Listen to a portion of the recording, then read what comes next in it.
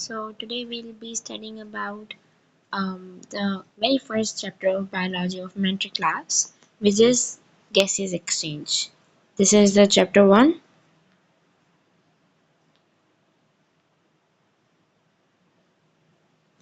अब बेसिकली जो gaseous exchange है, this is simply the exchange of gases. सही है, ये हम जनरली अभी बात कर रहे हैं. तो to understand the term gaseous exchange, I wanted to explain you guys that what gaseous exchange actually means. तो gaseous exchange का मतलब होता है the exchange of gases. For example, when you inhale oxygen and when you exhale carbon dioxide simultaneously, that is known as gaseous exchange. So you take oxygen from the air and you release carbon dioxide, which is utilized by the plants, right? तो ये हम बाद में भी cover करेंगे. Whereas there are three more categories of this. एक तो होती है gaseous exchange, which I already told is the exchange of gases.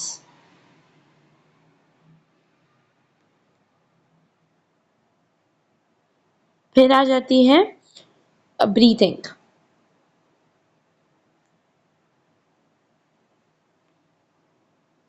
Now basically breathing is inhalation of oxygen and exhalation of carbon dioxide. Gases exchange में हम specifically बात नहीं करते कि कौन से गैसेस एक्सचेंज हो रहे हैं. They could be any type of gases. लेकिन ब्रीथिंग में आप इनहेल करते हो ऑक्सीजन को which you take from the air as I previously mentioned, और कार्बन डाइऑक्साइड को आप एक्सहेल करते हो जो कि आप प्लांट्स को कार्बन डाइऑक्साइड देते हो and it later absorbs it. सही है. और इसकी तीसरी कैटेगरी है ventilation.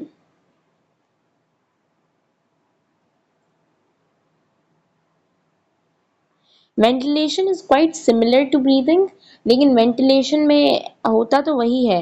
You inhale oxygen and you exhale carbon dioxide. लेकिन वेंटिलेशन में होता क्या है, वेंटिलेशन में फिजिकल चेंजेस की अकरेंस होती है. अकरेंस ऑफ फिजिकल चेंजेस, जैसे कि आपके movement of lungs and diaphragm.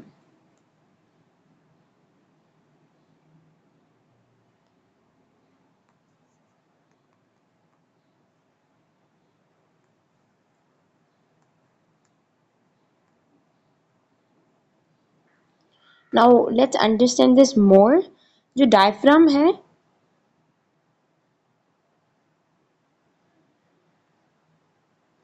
Diaphragm is basically, अब फॉर एग्जांपल ये आपके लंग्स हैं.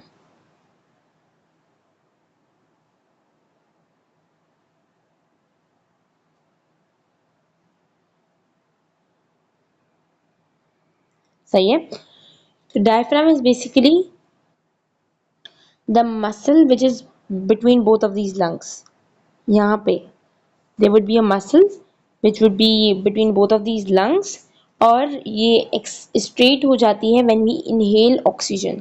जब ऑक्सीजन को इनहेल करोगे ना तो ये बिल्कुल फ्लैट, ये बिल्कुल स्ट्रेट हो जाती है ये वाली मसल. और जब आप एक्सहेल करते हो ना कार्बन डाइऑक्साइड को, तो ये अपनी शेप में आ जाती है. It comes into its shape. सही है, ये अपनी शेप में आ जाती है. वेयर एज जब आप इनहेल करते हो ऑक्सीजन को तो ये फ्लैट बन जाता है, सिकुड़ जाता है बिल्कुल. It can be something like this. सही है. उसके बाद हम बात करेंगे रेस्पिरेशन की.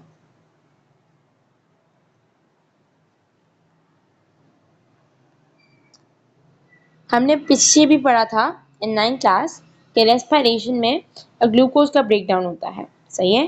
It is the release of energy by the breakdown of glucose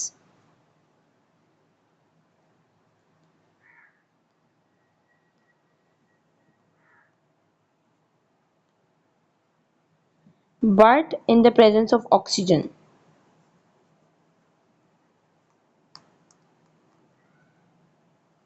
जब ऑक्सीजन होगा तभी ग्लूकोज का ब्रेकडाउन होगा। लाइक फॉर एग्जाम्पल, आप रेस्पिरेशन का फॉर्मूला कैसे लिखते हो?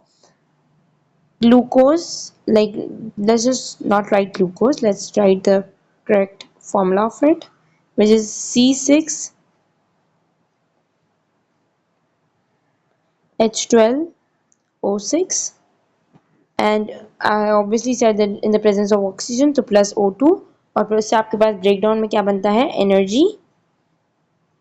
Energy builds up in the form of ATP, and then carbon dioxide, then water. सही है? ये तीन चीजें आपके पास बनती है by the process of respiration. अब ये तो हमने जनरल बात की, सही है? अब हम बात करेंगे स्पेसिफिकली प्लांट्स की। प्लांट्स में जो गैसेस एक्सचेंज होता है,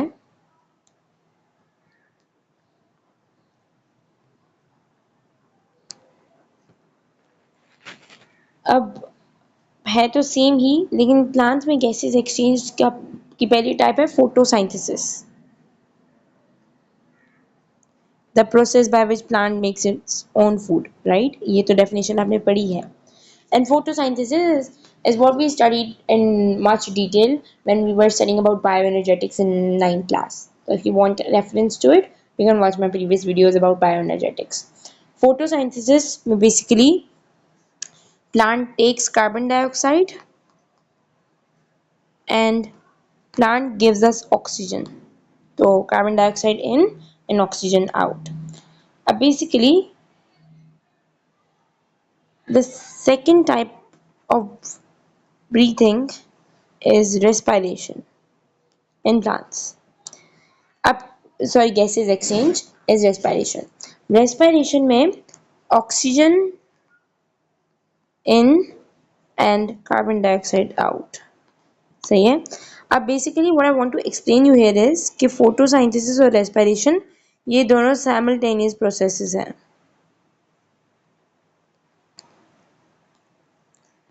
both of these processes occur at the same time, सही, एक ही टाइम पे अकर हो रहे होते हैं। लाइक फॉर एग्जांपल, अगर प्लांट कार्बन डाइऑक्साइड को ले रहा है तो उसी वक्त ऑक्सीजन को एक्सहेल कर रहा है, वेयर प्लांट अगर ऑक्सीजन को ले रहा है तो उसी वक्त कार्बन डाइऑक्साइड को इनहेल कर रहा है, सही है?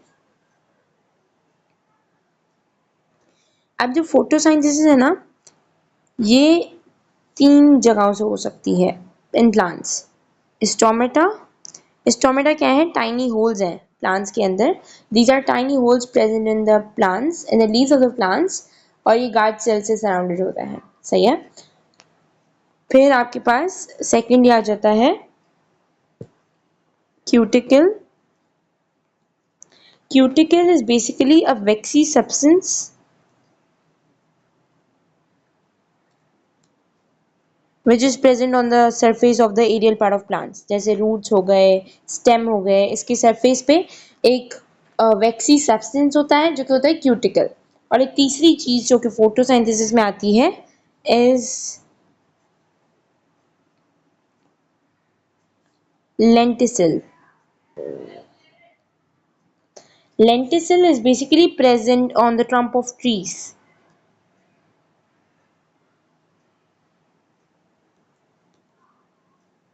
फॉर एग्जाम्पल, एक थिक ट्री है, सही है? अभी हम यहाँ पे आ जाते हैं। ये एक थिक ट्री है, तो इसका जो बाहर वाली लेयर होगी ना, this would be made up of लेंटिसल, जो इसकी बाहर वाली लेयर होती है ट्री की, एक थिक ट्री की, सही है? अब हमने फोटोसिंथेसिस और रेस्पिरेशन की तो बात कर ली, and we discuss that they both are simultaneous processes. अब बेसिकली होता क्या है, the rate of photosynthesis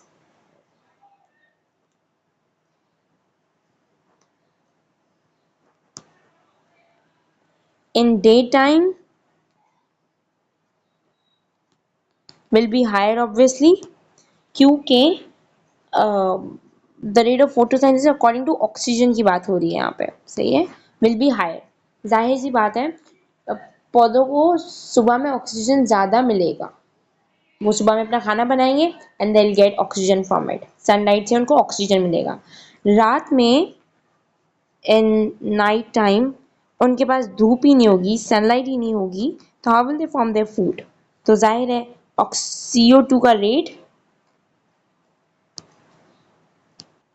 ज्यादा होता है प्लांट्स में रात को। सही है। अब क्योंकि रात को तो फोटोसिंथेसिस का कोई रेट होगा ही नहीं,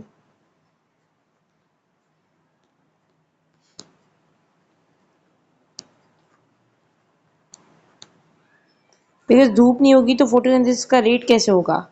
सिमिलरली यहाँ पे हमने इन नाइट टाइम में रेस्पिरेशन की बात की,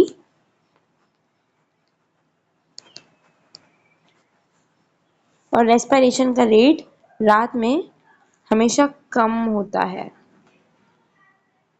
सही है। रेस्पिरेशन का CO2 का रेट ज़्यादा होगा इन नाइट टाइम, लेकिन डे टाइम में कम होगा कार्बन डाइऑक्साइड का रेट।